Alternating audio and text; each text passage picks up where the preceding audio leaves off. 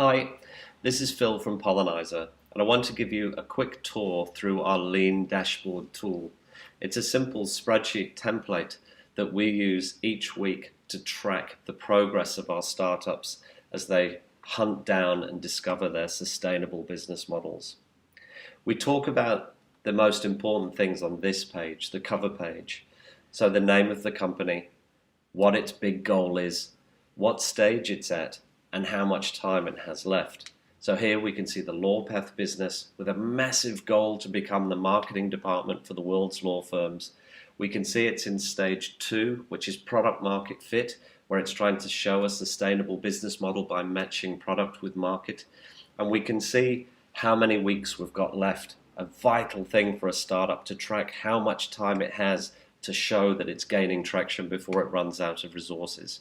We look at that every week, even though the information doesn't necessarily change, but it still gives us an important reflection on how we're going, what we are, how much time we have left.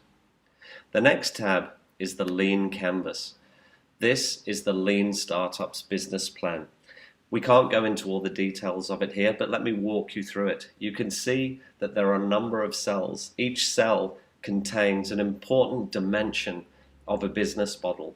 We believe a great startup has to have all the cells completed. So at least in theory, all the different important parts of a business model that works are in place, have been considered, and work together. You can see this particular one is lit up with the word hypothesis everywhere. That's because the business model is something that we're testing like a scientific experiment.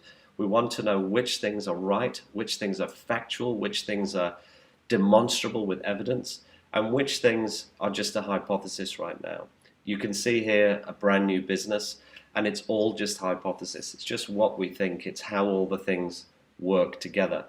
As we work on the business, as we perform experiments in the Lean Startup way, we might start changing some of these cells. In fact, hopefully we will change some of these cells to be fact, not hypothesis.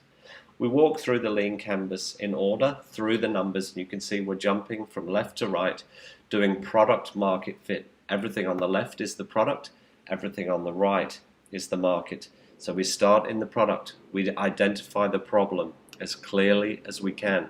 We move over to market, we identify the customer as clearly as we can. We move into the center and we identify what is the unique value proposition of the business. Then we talk about the solution. Frequently, this is all a startup entrepreneur will think about, the product or the solution, but you can see there's so many things around it.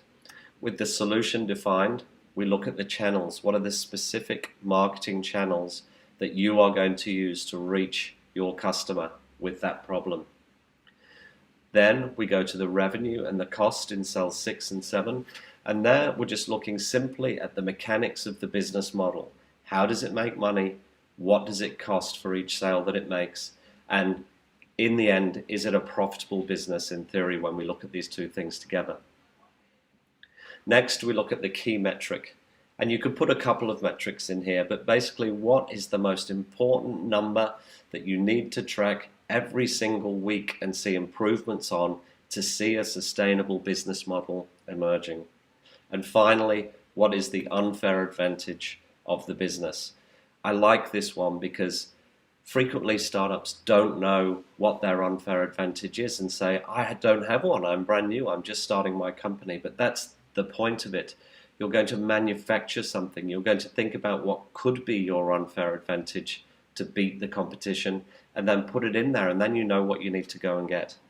So that's the Lean Canvas. We could spend a lot more time on that, but for today that's sufficient for you to fill it in. The next cell along are the actual metrics. So we're tracking the metrics of the business to see whether there is a sustainable business model emerging. This is a startup. We're not at the point yet where there is revenue and we're driving for efficiencies and margin. We just want to know whether people are valuing the business, and we want to see that in the numbers. So this particular business, we're tracking two particular metrics, and those two metrics are activation and revenue. And we've taken this configuration you can see on the left hand side from Dave McClure's R metrics, his pirate metrics for startups, which are the R metrics being acquisition, activation, revenue, retention, and referral, R. So this particular business, though, the most important ones are activation, defined by percentage conversion from question to lawyer engagement, and then revenue when those people convert through to actually a full paying meta that we take a commission from. We're aiming for 80% activation, and currently we're hitting 70%, and you can see the spark line on the side there to see how that business is going through time. And on revenue, we're aiming for 10%, we're getting 6%, and again, you can see it going through time. There are some other metrics on here to the right, so the custom metrics, which there might be a specific metric which your particular business needs to be tracking.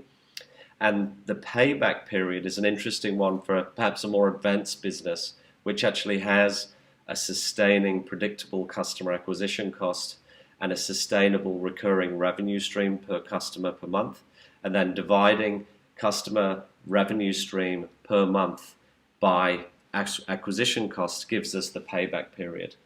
So how long does it take to pay back the acquisition cost for a customer? And this is a great number for a startup to track. Clearly, a startup that can reclaim the money it costs to acquire a customer very, very quickly is a great business to run through time. So they're the metrics as a dashboard. These are the ones we look at each week to see how we're going. It's a good summary of how we are. If you move on to the next tab, you can see the metric tracking, and that's actually how we look at each metric week by week by week, and you can see all the other metrics in there. I haven't got the time to go through all of them now, but this is how we track them through time.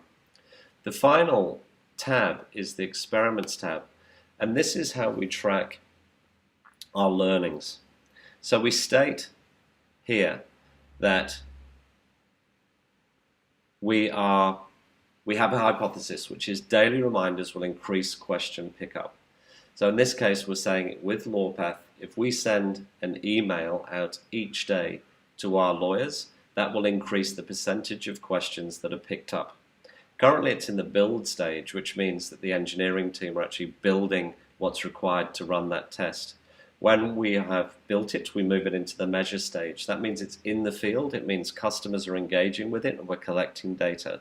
We then move it into the learn stage, when as a group we reflect upon that data to see what it teaches us about our emerging business model. So we're moving an experiment through time as we learn, and finally we move it into the done column with a certain metric which proves what we discovered at the end.